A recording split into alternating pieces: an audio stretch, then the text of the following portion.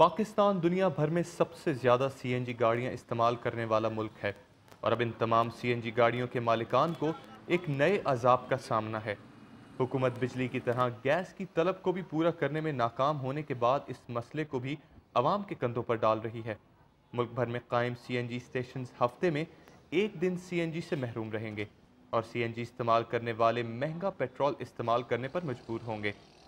CNG की इस load shedding के हवाले से अवाम का कहना है कि हुकूमत किसी भी किस्म की सहूलियात फराहम करने में मुकम्मल तौर पर नाकाम हो गई है। सीएनजी पंप की वजह से, बंद होने की वजह से हमारी गाड़ी है, अभी हम उधर से धक्के लगाकर इधर तक पहुँचे और अभी भी गाड़ी बंद पड़ी है। कल पेट्रोल ये वगैरह भी महंगा होने वाला है, तो हुकूमत हमें बताए हम क्या करें।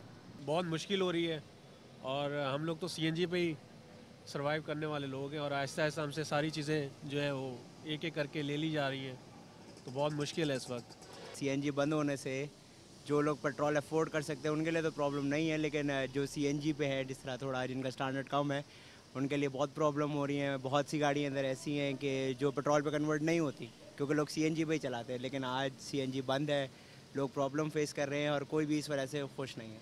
देखिए, टोटल आवाम का नुकसान हो रहा है, गरीब आवाम का नुकसान हो रहा है। अमीरों को तो कोई फ़ायदा नहीं, कोई नुकसान नहीं है।